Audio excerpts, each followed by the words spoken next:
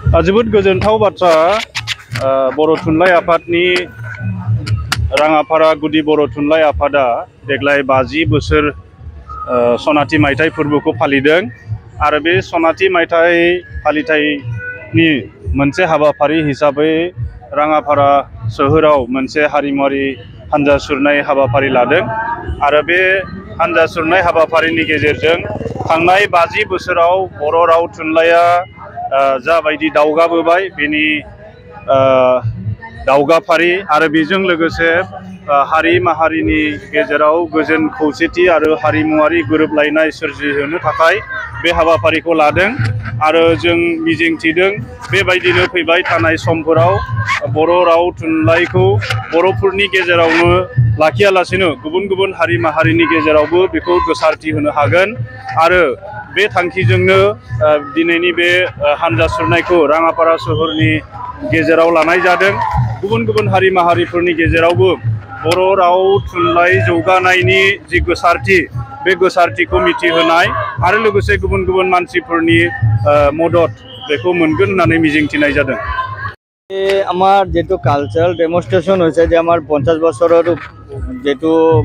বড় সাহিত্য সভার যেটো আপনার কালচার রেলি এই রেলি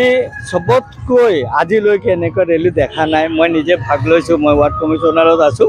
তো মই চাইছোঁ যে এনেকুৱা এটা পৰিস্থিতি ইমান ডিসিপ্লিন ধুনীয়া এটা ৰেলী হৈছে সঁচাকৈ মই এইটো চাই আপ্লুত হৈছোঁ।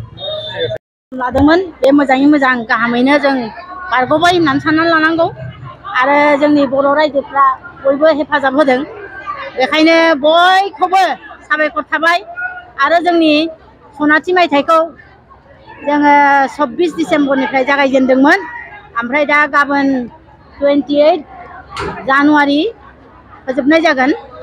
बेयाव बयबो रायजोफ्रा लैहोर लैहोर दिनै जेरैबायदि जोंखौ हेफाजाब होदों बेबायदिनो बयबो हेफाजाब होगोन होननानै आसा खालामो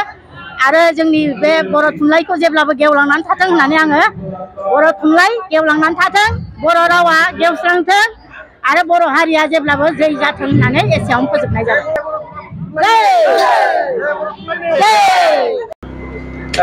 गिबियावनो राङापारा गुदि बर' थुनलाइ आफादनि जानानै साबायखर बावग्रोनाय थाबाय जोंनि राङापारा गुदि बर' थुनलाइ आफादा सनाथि मायथाइ फोरबोनि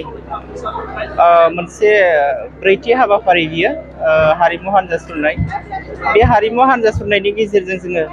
जोंनि बर' जातिनि गाननाय जोमनाय राव रायलायनाय थांनाय थैनाय बेखौ जोङो गुबुन माहारिनि सिगाङाव दिन्थिफैदों जाहाथे जोंनि नैबे हारिमुआ बुहुमनि मादावनो गोसारो बेखौ जोङो नैबे हारिमु हानजा सुरनायनि गेजेरजों दिन्थिनो हादों बेखौ जोङो खोब गोग्गाथाव होननानै बुंनो हागोन जोङो बुंनो हायो बेखौबो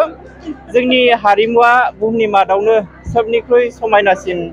हारिमु बियो नैबे दिनैनि हारिमु हानजा सुरनायनि गेजेरजों बेरखांदों जोङो बेखौ खोब गोग्गाथाव हिसाबै बुंनो हायो आरो जोङो बुहुमनि मादावनो जोंनि हारिमुखौ सबनिख्रुइ समायनासिन महरै जोङो दिन्थिफुंनो थांगासिनो दङ। सेरफांगुरि बाजार सुरुमा माग बिहु दामाका अफार लाबोदों। क'क्राझार जिल्ला सेरफांगुरियाव थानाय फुंखा एन्टारप्राइज बाजार सुरुमा 11 जानुवारिनिफ्राय 31 जानुवारिसिम माग बिहु दामाका अफार आरो एक्सचेन्जनि खाबुफोर होगासिनो दङ। नोंथांमोना सेरफांगुरियाव थानाय फुंखा एन्टारप्राइज बाजार सुरुमाव खुंफुंजानाय माग बिहु दामाका अफार एक्सचेन्जआव फैनानै नोंथांनि लुबैनाय बाजाजनि बाइकखौ लांफैनो हागोन।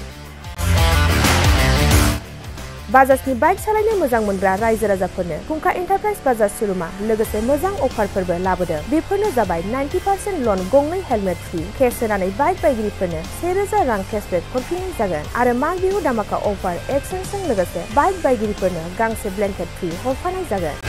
फुंखा एन्टारप्राइज बाजार सुरुमा आरो मोजां खाबुबो होबावदों 500 रां होग्रोनानै गोसोबायदि बाइकखौ आवग्रिना दोननो हागोन आरो गासै गारिजों लोगोसे मोनफा मोनफायै इस्युट गिफ्ट हरफानाय जागोन। आबुङै मिथिबावनो थाखाय 8135872656 आरो 9101547892 जानबुं नम्बराव खौरां लाहरनो हागोन।